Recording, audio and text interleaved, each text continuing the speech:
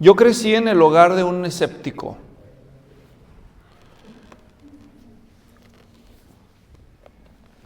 Mi padre, desde que yo recuerdo, decía que Dios no existe. Entonces, pues mi madre era católica, mi padre no era nada, y yo no estaba seguro.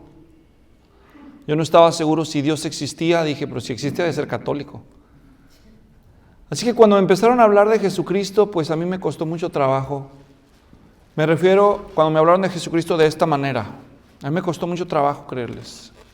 Tenía mis dudas. Si eso no fuera suficiente, cuando iba a la parroquia de San Pablo, a donde nos tocabas, ahí en nuestro barrio, el padre Fidel siempre nos decía lo mismo: cuidado con los protestantes, nunca acepten propaganda protestantes. Vienen muy amables, te ofrecen estudios bíblicos y ya que agarran confianza, te piden el diezmo y después se roban a tus muchachas. Eso sí, empiezan bien amables. Entonces, cuando esta familia cristiana llegó a la casa y llegaron muy amables, ofreciendo estudios bíblicos, dije, ahí está. Ahí está. Ya se podrán imaginar qué difícil fue para mí llegar a ser convencido de esta creencia. Aún después de que conocí a Cristo y di mis primeros pasos de fe, hubo días que me entraba la duda. Me acuerdo una vez que estaba yo orando en mi cuarto, a solas, estaba orando y de pronto me entró la duda. Dije, ¿y si Dios no existe? Y me quedé callado, me acuerdo que me quedé callado, abrí los ojos y dije, creo que me estoy volviendo loco. Estoy aquí hablando como solo, estoy hablando solo y no hay nadie aquí y yo me estoy dejando lavar el cerebro por estos protestantes. Las dudas son una realidad en la vida de los creyentes, en unos más que en otros. Para mí fue muy difícil llegar a estar convencido del cristianismo bíblico. Entonces, las dudas es algo con lo que vamos a lidiar de cuando en cuando. La semana pasada comenzamos a estudiar este tema y yo mencioné las razones por las que deberíamos aprender a manejar las dudas de una manera bíblica. Dije, una razón es por los ataques que nuestra fe experimenta por los de afuera. Gente como mi papá, que me decían, es que tú eres un ignorante, si hubieras estudiado no te hubieran lavado el cerebro como hacen con todos los ignorantes. Pero ahí vas como borreguito. Los yanquis ya te lavaron el cerebro. Y yo decía, sí, mi papá tiene la razón, ¿verdad? Entonces hay ataques de afuera para nuestra fe y hay ataques de adentro. Cuando arrecian las pruebas y uno trata de hacer las cosas bien, uno dice, bueno, pues no, que seguir a Dios era bueno y supone que nos iba a ir mejor y ahora parece que se pone la cosa peor. Entonces, ¿qué pasó? Vivimos en un mundo de dolor, de injusticia. Los creyentes no están exentos. Pero no somos los únicos, hermanos. Los personajes de la Biblia también enfrentaron dudas. Algunos hasta son famosos por las dudas que enfrentaron. ¿Se acuerdan? Tomás el incrédulo le apodaron, ¿no? Porque dudó. ¿Por qué dudaste?, le dijo el Señor. Entonces, este tema de las dudas surgió del pasaje de estudio que nos ocupa en nuestra secuencia en Lucas, que es en Lucas capítulo 7. Si quieren buscar Lucas 7 conmigo, es un buen momento. Lucas 7 específicamente, empezamos a analizar los versículos 18 al 23, donde se nos presenta un episodio de la vida de Juan el Bautista, que por predicar fielmente el mensaje que Dios le encomendó, acabó siendo encarcelado y ya encarcelado se alargó su tiempo en cárcel y le entraron las dudas si Jesús sería el Mesías esperado o no. En ese estudio hablé de la realidad de las dudas en la vida de los creyentes, aún en los creyentes que por algún tiempo son los más fuertes, como el caso de Juan Bautista. Exploramos tres causas que provocaron las dudas de Juan y las mismas causas a veces provocan las dudas en nosotros en la actualidad. Las tres causas que mencioné fueron las pruebas, la teología fragmentada y una mentalidad pesimista. Si quieres ver los detalles, están todos en la grabación disponible en internet. Cuando las pruebas vienen y la injusticia es sufrida por los justos, si así se nos puede llamar a algunos, entre comillas, no hay nadie perfectamente justo. Cuando los justos como Juan Bautista sufren por hacer lo correcto, a veces entran las dudas. Teología fragmentada, es decir, aceptar ciertas verdades acerca de Dios y del orden que Dios ha establecido, pero otras ignorarlas, como Juan, que estaba convencido de la justicia de Dios, pero cuando viene el Mesías con un mensaje de misericordia, como que se le cruzaron los cables, ¿no? Dijo, ¿qué pasó? Le costó aceptar eso cuando Jesús extendió su misericordia hacia los malvados. Hasta le curó un esclavo a un romano, se supone que eran los enemigos a vencer, ¿verdad? Y la mentalidad pesimista, Juan ignoró todas las señales de confirmación que había recibido acerca de Jesús, que era el Mesías, y en lugar de atender a esas señales que Dios le mandó, pues le hizo caso a sus dudas, ¿verdad? Así que cuando estamos expuestos a grandes injusticias, cuando tenemos una teología fragmentada o cuando nos dejamos vencer por el pesimismo, cualquiera de nosotros es susceptible de dudar de Jesucristo y de Dios mismo. El título de hoy es la continuación del anterior. Hoy he titulado el mensaje Manejando las dudas. La semana pasada exploramos las causas de las dudas y hoy el manejo de las dudas, y el objetivo pues es que aprendamos una manera bíblica de manejar las dudas cuando se presentan en nuestra fe. Vamos a comenzar hoy leyendo el pasaje de Mateo 11, del 2 al 6, que es el pasaje paralelo del texto base de nosotros, y después de leer Mateo regresaremos a Lucas, donde nos quedamos. Mateo 11, del 2 al 6, voy a leer en la Biblia de las Américas.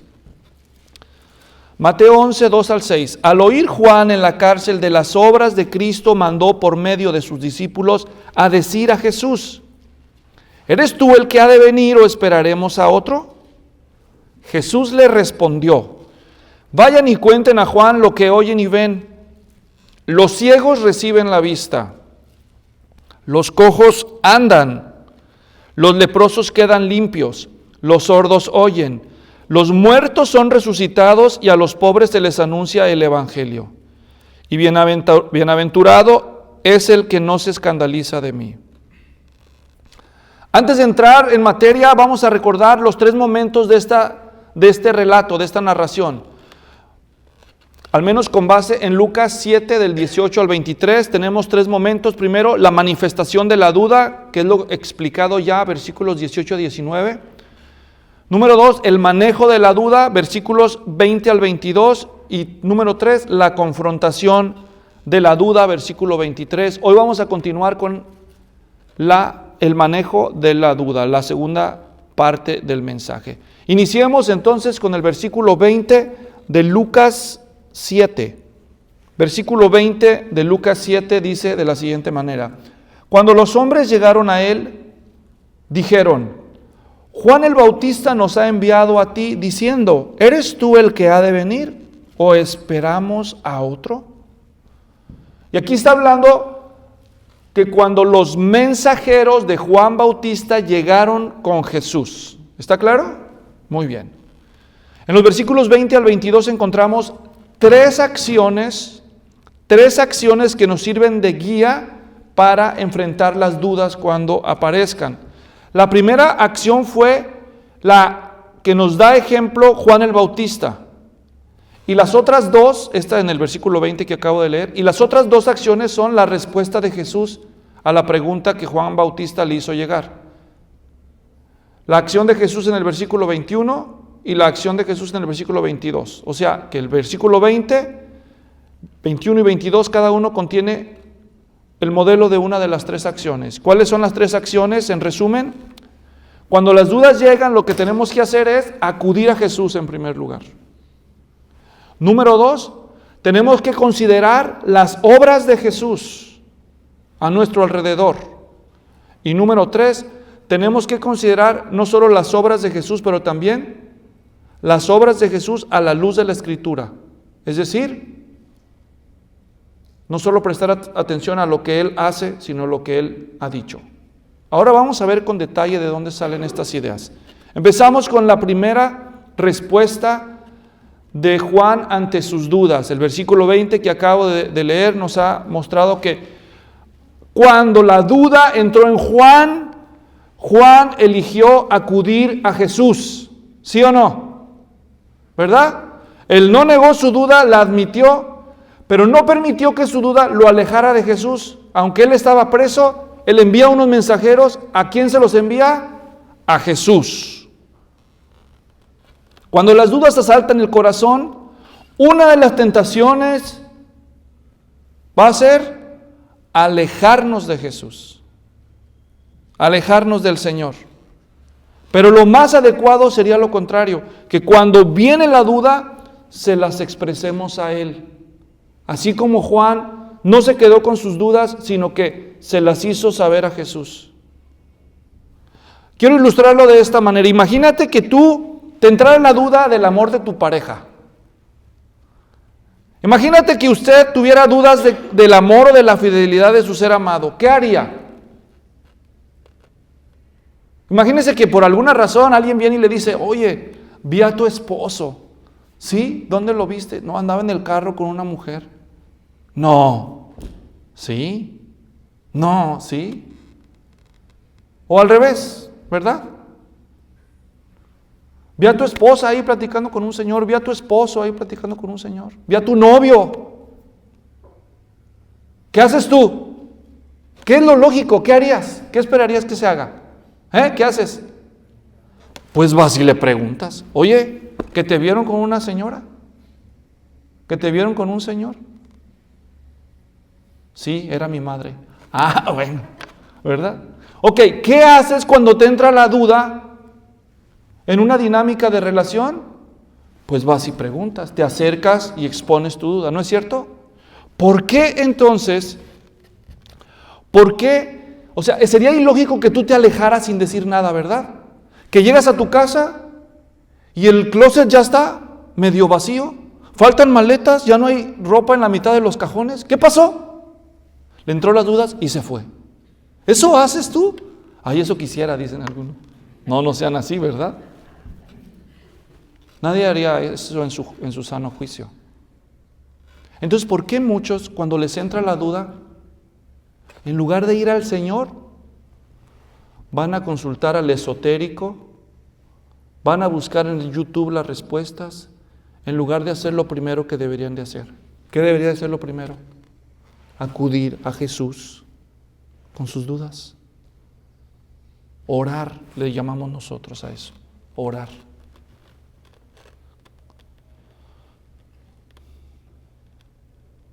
¿Qué hace usted ante sus dudas? ¿Acude usted a Jesús o se aleja de Jesús? Hoy en día le llamamos acudir a Jesús, orar. Hermanos, las dudas que usted experimenta, ¿fortalecen su vida de oración o la extinguen? De por sí no oraba, ahora sí ya me entró la duda, no, pues ya menos. Orar al Señor es la primera manera de responder a nuestras dudas. Así que la próxima vez que te entre una duda, ¿qué es lo primero que podrías y deberías hacer? Orar. Señor, tengo una duda. Tengo una duda, Señor. Tengo mis dudas. Y orar. No hay nada de malo. Pero no fue lo único que vemos aquí. Un acercamiento a Jesús en medio de la duda. También Jesús nos da con sus acciones otros lineamientos. Después de presentar a Jesús la pregunta de Juan, ahora los discípulos ahí están esperando, ¿no? Llegan Jesús, bueno, ¿eres tú el que debía de venir o esperamos a otro?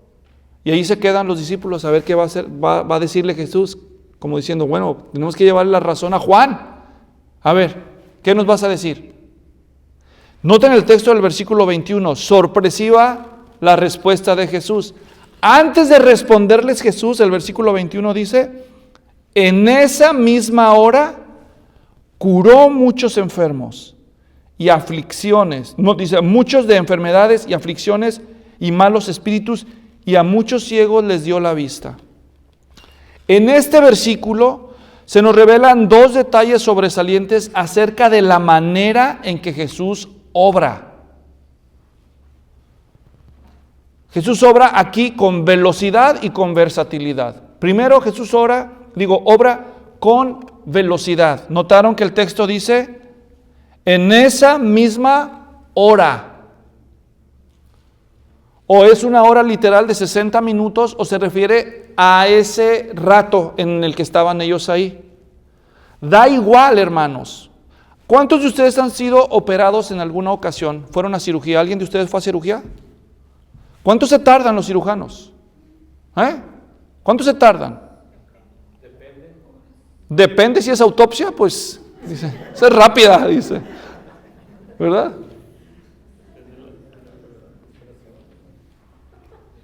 La que quieras, hasta una muela si quieres. ¿Cuánto se tardan? ¿Ves? Y no es uno solo, siempre son varios. Peor si es algo del corazón, si es un tumor, ¿verdad? Yo sé que ahora con la tecnología que existe, se han acelerado mucho las cosas. ¿Cuál es el punto? Para curar un solo enfermo, ahora 20 siglos después, con toda la tecnología y el conocimiento que tenemos, todavía consume mucho tiempo de mucha gente muy especializada, ¿o no? Y muchos recursos para curar un solo enfermo, y a veces se les muere, o no se cura, ¿cierto? Pero ese día, vean lo que sucedió. No fue uno, ni dos. Ahí dice que fueron muchos en ese rato. Jesús curó y Jesús no solamente curó, yo dije, en el ejemplo de los cirujanos, hermanos, normalmente es para curar una cosa, tal vez dos, qué sé yo. Pero aquí se nos muestra no solo la velocidad con la que Jesús sanó, también su versatilidad. Hermanos, ¿no es extraordinario que Jesús haya curado tanta gente en tan poco tiempo? Ya eso de por sí es extraordinario. Pero no solo su velocidad, su versatilidad. El texto es claro, dice que curó a muchos de enfermedades. La palabra enfermedades recalca las cosas que dejan al cuerpo funcionando mal, las cosas que dejan de funcionar en el cuerpo. Connota cualquier tipo de padecimiento, discapacidad, atrofia que impida que el cuerpo funcione como debe hacerlo.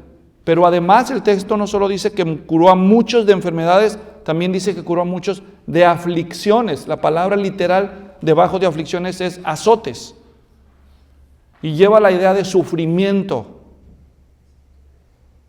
La palabra enfermedades tiene que ver con que no funciona bien algo por cualquier causa, pero la palabra aflicción es lo que produce esto, el sufrimiento que produce, ya sea a nivel físico o a nivel psicológico, el dolor, el sufrimiento. Jesús no solo curó los problemas, las atrofias físicas, también lidió con el sufrimiento, y esto incluye con la faceta psicológica de la persona.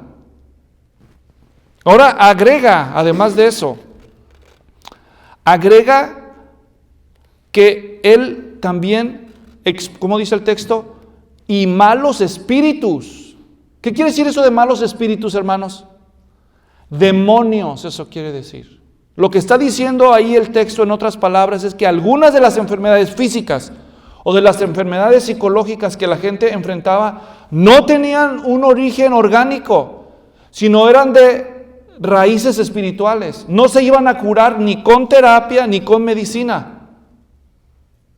Esa es una realidad que hoy en día la gente quiere negar. Que hay algunas enfermedades que son causadas por demonios, como ya vivimos ahora en la era del escepticismo, ¿no? Pero había problemas físicos, había problemas psicológicos, emocionales, mentales, y había problemas espirituales de demonios. Para todos, Jesús tuvo solución ese día, ¿sí o no? Y luego se menciona en particular un caso muy particular, los ciegos. Dice el texto del versículo que estamos analizando, y a muchos ciegos se les dio la vista. Diga, dio. La palabra dar aquí, la palabra dio, no es un verbo común. usado para dar. Es el verbo que se debe entender, dio de gracia. Es de donde viene la palabra gracia para nosotros. Dicho en otras palabras, Jesús hizo el favor inmerecido de que los que habían sido ciegos ahí volvieran a ver. Hay muchas razones por las que las personas pueden sufrir ceguera. Algunas son razones más fáciles de resolver que otras. Si alguien tuviera cataratas, pues tal vez con una cirugía, o carnosidad, tal vez con una pequeña cirugía, hoy en nuestros días los habrían curado. Pero si es un problema de córnea, a lo mejor con lentes, ¿verdad? O si es un problema más profundo en el globo ocular, con cirugía. O si tiene el nervio óptico trozado o un golpe en el cerebro, no hay remedio. Aquí simplemente el texto dice, muchos ciegos. O sea que no nada más eran unos que andaban ahí medios crudos, viendo borroso, ¿verdad? Les hizo una sobadita. No está hablando de eso, está hablando de muchos ciegos. O sea, diferentes posibles causas de ceguera no fueron impedimentos para él. Y todo lo hizo gratuitamente por su gracia para con ellos. En resumen, Jesús tenía la autoridad y el poder para curar todo tipo de enfermedades del cuerpo, del alma y del espíritu. Cataratas, nervio óptico, cerebro, regeneración ocular, corrección óptica, se acabaron ahí. No sé si ya había lentes en esos días, pero pues ya, ese día quebraron las ópticas, ¿verdad? Además ya vimos en los relatos anteriores del mismo capítulo, ¿qué más hizo Jesús antes de esto? ¿Alguien recuerda? Resucitó un muerto. ¿Se acuerdan de Naín? Curó a un enfermo, esclavo, joven, ¿se acuerdan? Enfermo terminal, lo cura, no lo cura de loco, lo sanó, quise decir, ¿verdad? Además, si prestan atención en el versículo 22, el que sigue adelante, va a decir, los muertos son resucitados. Yo no alguna vez ya había mencionado esto. Jesús no había resucitado solo al hijo de la viuda de Naín. Según este versículo, ya había resucitado a más de uno, porque está en plural, ¿verdad? Entonces, de seguro que los discípulos de Juan habían oído de esos otros milagros, aparte de los que vieron esa mañana o ese día que llegaron donde Jesús. Entonces, todo esto deja muy claro la respuesta. ¿Cuál fue la pregunta de Juan Bautista que le llevaron a Jesús? ¿Cuál fue la pregunta? A ver. ¿Eres tú el que ha de venir o esperaremos a... ¿Y cuál es la última palabra? A otro. Esto ya casi es chiste. ¿Otro? A ver, vamos a ver si encuentran a otro. A ver, tú cieguito, vente para acá. Sale. A ver, sordo, vente para acá. A ver, paralítico, vente para acá. No, a este no le hablo porque está muerto. A ver, tú. Y empieza Jesús, a ver el leproso, a ver dónde encuentras otro. ¿Cómo ves? ¿Encuentras otro? ¿Vendrá otro como yo? ¿Hay alguien como yo en toda la historia que recuerdes? Jesús no les ha respondido, solamente está obrando, ¿sí o no? ¿Verdad? Le preguntan, le dicen, oye, que si que eres el que iba a venir o esperamos a otro. ¿Y qué dice Jesús?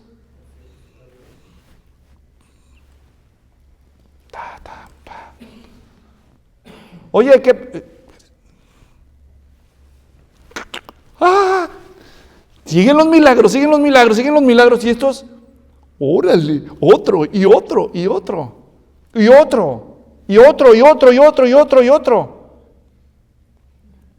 Entonces,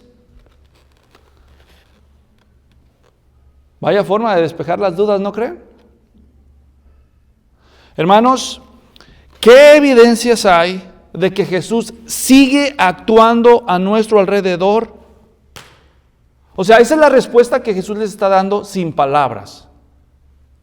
Del texto aprendemos, cuando lleguen las dudas, en primer lugar, ora. En segundo lugar, fíjate lo que Jesús está haciendo. Esa es la respuesta, ¿o no? Fíjense lo que voy a hacer. Fíjense lo que estoy haciendo. Ahora, Jesús ya no está físicamente con nosotros. Entonces ya no está obrando, ¿verdad? Eso ya no lo podemos aplicar nosotros a nuestra vida. ¿O sí está obrando? Hasta lo cantan. Siempre estás obrando.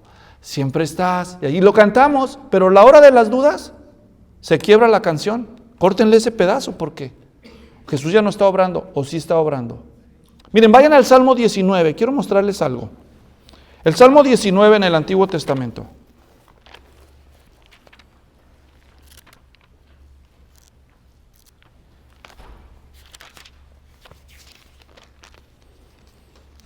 Hay dos maneras en las que el Señor siempre está obrando para testimonio de nuestra fe, para demoler nuestras dudas. Y el Salmo 19 nos muestra esas dos maneras. La primera forma en que Dios nos muestra que Él siempre está obrando es por medio de su creación, por medio de las cosas hechas. El Salmo 19 dice en los versículos 1 al 6, los cielos proclaman la gloria de Dios. ¿Cómo si los cielos ni hablan? Pues sí hablan, hablan silenciosamente. Y la expansión anuncia la obra de sus manos. Un día transmite el mensaje a otro día y una noche a la otra noche revela sabiduría.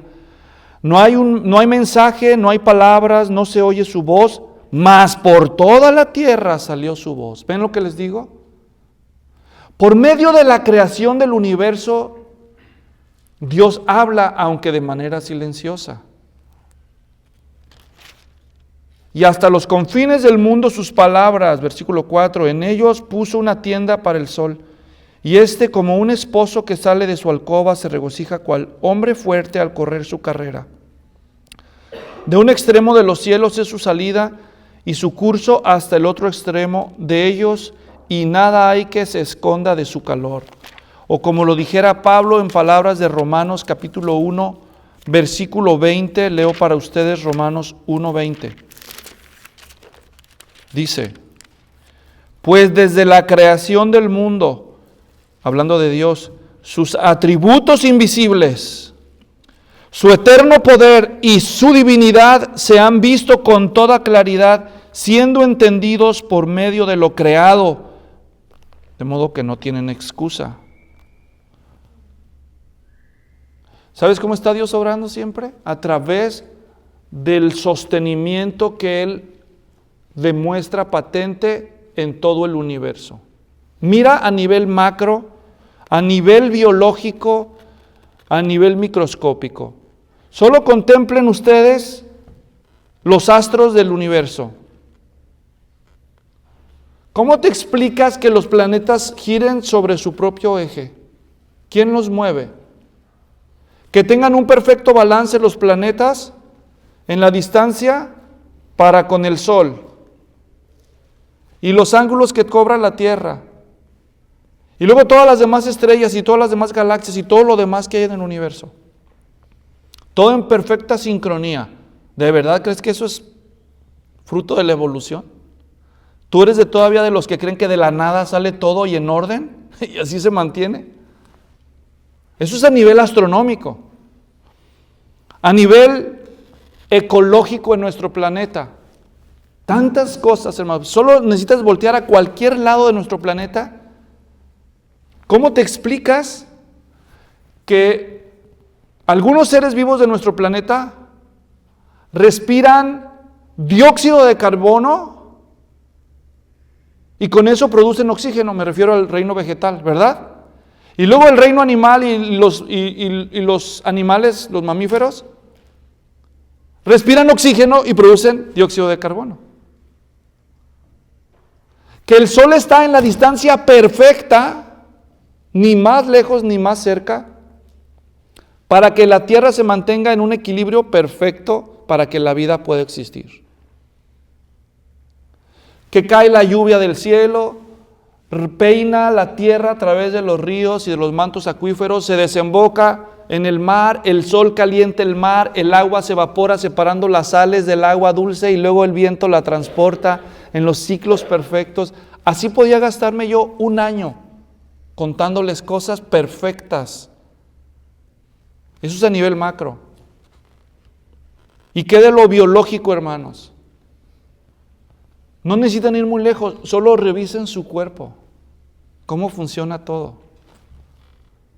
Una de las máquinas más sofisticadas que a mí me admira ver es el automóvil. Miles de piezas que los hombres pusieron juntas para crear una máquina que nos transporta, ¿no? Pero tienes que ir a poner gasolina. Y todo lo que tiene que hacer una máquina, ¿cuántos siglos pasaron para que el hombre pudiera construir un vehículo de esos? Pero cada ser humano es más perfecto que cualquiera de las máquinas que hemos inventado, ¿o no? Te metes algo por aquí y se convierte en energía. Y además es sabroso, es apetecible, los colores, las texturas, todo eso. Una máquina perfecta sin fierros, nunca se oxida, ¿verdad? Hace hijos cuando se junta con alguien más, ¿no? Todos los sistemas que traemos adentro, hermanos, la circulación de la sangre, el sistema linfático, la forma en que opera el cerebro, cómo las neuronas transportan con impulsos eléctricos información sin tocarse. Porque cuando las neuronas terminan en las dendritas y las conexiones intersinápticas no se tocan, solo son rayos eléctricos que pasan de una a otra a nivel microscópico. Y así se pasa la información. Recubiertas con capas de mielina. No, ya estoy hablando cosas que muchos de ustedes ni saben que existen. Y eso es lo más superficial, hermanos. Cada célula de nuestro organismo tiene ADN que nos hace únicos en todo el universo. Un código de información que si se pusiera en libros, tendrías tú libros de aquí a la luna de ida y vuelta y no terminas. Cada uno en el núcleo de cada célula de nuestro organismo para hacernos únicos. En un orden perfecto. Esto es a nivel orgánico, biológico. ¿Verdad? Y luego si te vas microscópico, los átomos. El núcleo del átomo positivo y los electrones a la velocidad de la luz dando vueltas sin salirse, a menos que los impacten. En un perfecto balance. Y tenemos toda la tabla de los elementos químicos. Pregúntemela, pastor, todavía me acuerdo. Sí, les creo. Hermanos, yo podría gastarme horas y no acabaríamos de ver la maravilla. Jesucristo sostiene todo eso con su poder. Siempre está obrando a través de la creación. Su presencia y su poder son incuestionables en nuestro medio. Esa es la obra natural del Señor. Pero el Salmo 19 en los versículos 7 al 9 nos da otra evidencia de que siempre está obrando. Versículo 7, la ley del Señor es perfecta, que restaura el alma. Reina Valera tradujo ahí, que convierte el alma. El testimonio del Señor es seguro, que hace sabio al sencillo. Los preceptos del Señor son rectos, que alegran el corazón. El mandamiento del Señor es puro, que alumbra los ojos. El temor del Señor es limpio, que permanece para siempre. Los juicios del Señor son verdaderos, todos ellos justos. El Señor está obrando no solo en el orden natural, pero también a nivel personal. Por su palabra poderosa, Dios transforma vidas de personas. Dios convierte pecadores en gente buena, en gente perdonada. A los sencillos y a los necios los convierte en personas sabias. En la escoria del mundo Dios los convierte en santos por el poder de su palabra. No solo Jesús obra en personas a nivel individual, también obra a nivel comunitario cuando las personas se unen y oran y lo buscan el bien de sus comunidades. Muchas veces el Señor manifiesta su presencia y su poder. Hace un tiempo por accidente me topé con una película, se las recomiendo. Se llama El Milagro de Cokeville. Coque, C-O-K de kilo E-Ville. Cokeville es un pueblo de Wyoming de Estados Unidos. Esto es comprobado, hecho de la vida real. Claro, esas películas no son populares en Hollywood porque no les conviene. El milagro de Cokeville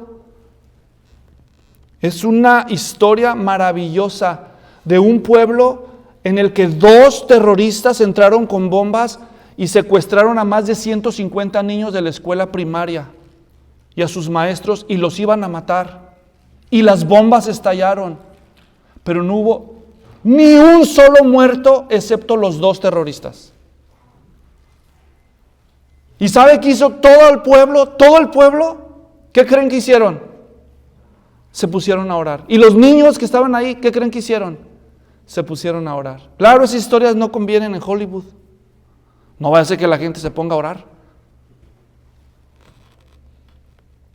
Ahora, no todo lo que se dice allí en esa historia, a lo mejor estamos de acuerdo. Pero lo que es indiscutible es que el Señor obró. Y hasta los incrédulos lo reconocen. Es cierto que hay justos que sufren injusticias. Es cierto que hay tiroteos en las escuelas. Es cierto que mueren inocentes, como Juan el Bautista murió siendo inocente. Y como los niños de Sandy Hook y de Robb Elementary y de Columbine High. Esos son actos de maldad que no anulan el hecho de que Jesucristo sigue mostrando misericordia y su poder a nuestro alrededor. ¿En qué enfocas tu atención cuando vienen las dudas? ¿En lo que hacen los malos o en lo que hace nuestro Señor? ¿Ves? Juan preguntó si esperarían a otro. ¿Acaso hay otro que se le iguale? Es más, ¿acaso hay otro que siquiera se le acerque a nuestro Señor Jesucristo en el poder de sus obras? Cuando tengas dudas de Cristo, primero ora y luego considera lo que Él está haciendo. No solo lo que hacen los injustos, pero además de estas 2 cosas, de orar y considerar las cosas que Dios sigue haciendo. Aunque los malos siguen haciendo sus maldades, el Señor sigue obrando hoy. Pero por último, medita en la palabra del Señor. Y en el versículo 22 se nos dice, y respondiendo él, les dijo. Entonces finalmente Jesús les responde, ¿verdad? Ya que estuvo un rato haciendo milagros a diestra y siniestra, yo creo que los dejó boquiabiertos, ¿verdad? Ellos habían oído de los milagros, pero ese día les tocó ver, pero para darse gusto. Y entonces Jesús finalmente voltea y le dice, ahora sí. Y observen lo que Jesús dice. Vayan y cuéntenle a Juan lo que han visto y oído. Y luego Jesús lista 6 cosas. De entre todas las que él hizo esa mañana, él lista 6 cosas. Dice, y a la luz del versículo 22 hay 2 cosas que quiero recalcar. Primero, la orden que le manda a Jesús, a Juan, la orden de Jesús para Juan. Y luego las alusiones que Jesús va a hacer directamente del Antiguo Testamento. El problema es que nosotros, como somos un poco analfabetos bíblicos, no sabemos lo que pasó aquí, pero ahorita les voy a explicar. Primero, Jesús da una orden. Vayan y díganle a Juan. Eso es lo que le dice. Cuéntenle todo lo que vieron. Cuéntenle lo que vieron en este día, en esta mañana, en esta hora. Cuéntenselo a Juan. Y luego Jesús le va a hacer una lista de 6 cositas. Miren, le van a decir lo que vieron. Le van a decir que los ciegos recibieron la vista, que los cojos andan, que los leprosos quedaron limpios, que los sordos oyen, que los muertos son resucitados y que a los pobres se les anuncia el Evangelio. De estas 6 cosas que Jesús cita aquí, 4 de ellas, las primeras 4, en los tiempos de Jesús eran cosas imposibles para el hombre. Apenas hace unas décadas han empezado a ser posibles para algunos casos gracias al avance tecnológico y médico, ¿me entienden? Por ejemplo, la lepra apenas se descubrió hace como 40 años la cura para el bacilo ese de Hansen. Antes de eso era una enfermedad incurable, ¿me entienden? Los ciegos, a veces ahora ya algunos ciegos ya pueden ver con operaciones, pero hay otros que ni con todo lo que hay ahora pueden ver todavía. O sea que en algunos casos ahora ya ha habido cierto, gracias a la tecnología, avance, pero todos los siglos y miles de años que pasaron, nadie nunca ha podido hacer eso con todos. Y el 5.º caso, resucitar a los muertos, todavía no podemos, y no creo que vayamos a poder jamás. Y el 6.º es predicarle el Evangelio a los pobres. Que Jesús infiere aquí, eso es tan importante como los otros milagros, predicar el Evangelio a los pobres. Considerar las obras de Jesús debía ser suficiente para que Juan despejara sus dudas.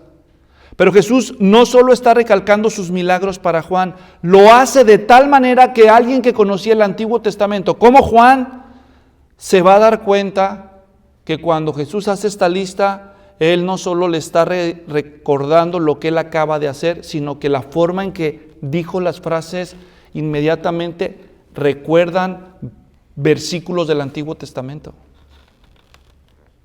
Por ejemplo, Isaías 29:18, pasajes mesiánicos, dice acerca del futuro tiempo en donde Dios iba a restaurar su nación. Isaías 29:18, en aquel día los sordos oirán las palabras de un libro, y desde la oscuridad, las tinieblas, los ojos de los ciegos verán. Isaías 32:1 al 3, ciertamente un rey reinará con justicia. Versículo 3, no se cegarán entonces los ojos de los que ven y los oídos de los que oyen escucharán. Isaías 35:5 y 6, primera parte, entonces se abrirán los ojos de los ciegos y los oídos de los sordos se destaparán. El cojo saltará entonces como un ciervo. Todos pasajes mesiánicos. Isaías 42, versículo 1, este es mi siervo a quien yo sostengo, mi escogido, en quien mi alma se complace. Versículo 6, la segunda parte, te sostendré por la mano y por ti velaré, te pondré como pacto para el pueblo, como luz para las naciones. 7, para que abran los ojos a los ciegos, para que saques de la cárcel a los presos, de la cárcel a los presos y de la prisión a los que moran en tinieblas. Isaías 61:3, pasaje mesiánico. El Espíritu del Señor Dios está sobre mí, porque me ha ungido el Señor para dar buenas nuevas a los pobres, a los afligidos. Esta profecía mesiánica de Isaías 61, Jesús mismo dijo que se cumplió en él, en Lucas 4:18. Jeremías 31:8, y los traigo del país del norte y los reuniré de los confines de la tierra, entre ellos los ciegos y los cojos. Isaías 26:19, tus muertos vivirán, sus cadáveres se levantarán, moradores del polvo despierten y den gritos de júbilo. En resumen, la fraseología de Jesús, en ese listado que le manda decir a Juan, iba a hacer clic en la mente de Juan, que era un hombre de la palabra, y se iba a dar cuenta que Jesús le está recordando a él las Escrituras. Juan, acuérdate de las Escrituras. Mira lo que hice, mira lo que dicen las Escrituras. ¿Cómo ves? ¿Soy o no soy? Así que en resumen, Jesús le enfatiza a Juan, ¿buscas otro? No hay otro como yo. Mis obras cumplen las profecías mesiánicas. La duda de Juan y de cualquier creyente se vence no solo con oración y considerando las evidencias presentes de la providente, poderosa mano de Dios, del Señor, también acudiendo a las Sagradas Escrituras, específicamente a las profecías cumplidas. Cuando te vengan dudas, ora. Mira lo que Dios está haciendo por otro lado y busca en las Escrituras. Busca en las Escrituras lo que Dios tiene que decir. ¿Acude usted a las Escrituras para resolver sus dudas? En resumen, entonces, para vencer las dudas hay que orar, meditar en dos cosas, en lo que Jesús hace y en lo que el Señor ha dicho en la Escritura. Orar y meditar en las obras y en las palabras del Señor debe llevarnos a tomar una decisión con respecto a las dudas. Y entonces, para terminar, porque ya estoy sobre el tiempo, la confrontación de la duda. Y en el versículo 23, Jesús da un giro inesperado y ahora ya no habla a Juan solamente, nos habla a todos. Porque dice, bienaventurado es el que no se escandaliza de mí. En una frase tan corta Jesús da un doble mensaje, un mensaje de aliento y un mensaje de advertencia. Para aquellos que dudan y despejan sus dudas al acudir a Jesús, a la Escritura, entonces, bienaventurados, dichosos, dichosos, dichosos aquellos que, aunque dudan, resuelven sus dudas porque creen en mí. Pero también es un mensaje de advertencia. Si dice, bienaventurados aquellos que no se escandalizan de mí, entonces, a los que se escandalizan de mí, Esos no son bienaventurados. La palabra bienaventurado significa dichosos, muy felices. Y la palabra escandalizarse aquí significa literalmente tropezar. Y se refería a se usaba en dos sentidos: caer en pecado o apartarse de la fe. A veces la palabra escandalizar, en español escandalizar es, pues, hacer escándalo, ¿verdad? Hacer escándalo, acarrear vergüenza por causa de lo que haces. Pero aquí escándalo no se refiere en ese sentido, aquí se refiere al tropiezo. Entonces, si Juan, con las evidencias que Jesús le ha mandado, elige dudar todavía, él va a ser un tropiezo para sus discípulos, ¿sí o no? ¿Verdad? Si Juan, con todo lo que ha visto, se aparta del Señor, entonces eso es apostasía, es incredulidad, no va a tener perdón. Lo contrario a bienaventurado es miserable, infeliz. Y en palabras simples, lo que Jesús termina diciendo aquí es esto: si te encaprichas a tus dudas, lo único que hay para ti en el futuro es miseria, ruina. Si alguno elige dar rienda suelta a sus dudas y desechar a Jesús porque le disgusta, ¿cuál era el problema al fin de cuentas con Juan Bautista? Le disgustaba que Jesús permitiera injusticias y que Jesús ayudara a los malos. Hermanos, y quiero terminar de esta manera: no puedes seguirte engañando con respecto a tus dudas. Debes confrontarlas. Miren, y aquí esto va para todos, pero especialmente con aquellos que están dudosos. Hay personas que suelen venir a la iglesia o escuchar mensajes, pero nunca se definen, nunca aclaran sus dudas. Aquí Jesús es muy frontal. Tienes que tomar una decisión. O crees en mí o no crees en mí. Deja de engañarte. Mucho oyes, mucho oír. ¿Cuándo vas a tomar una decisión? La advertencia es dada: si no has aceptado a Jesús, no serás bienaventurado.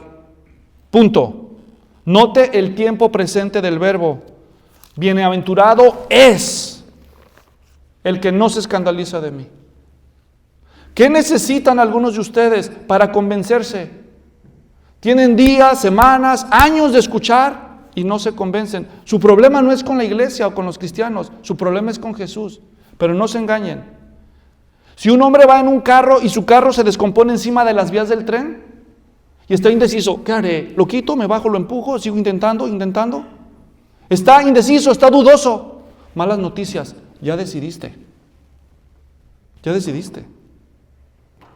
Literalmente te va a llevar el tren. Algunos así están con Jesús. El que sigue dudando ya decidió. Está perdido. Se lo va a llevar el tren. No deberías de posponer esta decisión. ¿Qué necesitas oír? Identifica con claridad tus dudas. Si quieres, escríbelas. Comienza a orar con un corazón humilde, buscando respuestas del Señor. Y luego búscalas en la Escritura. Medita en lo que el Señor está haciendo. Y finalmente, toma una decisión. Conviértete al Señor Jesucristo. Oremos. Señor, gracias por esta historia maravillosa de esperanza. Te pido que hables a los oyentes en el nombre de Jesús. Amén.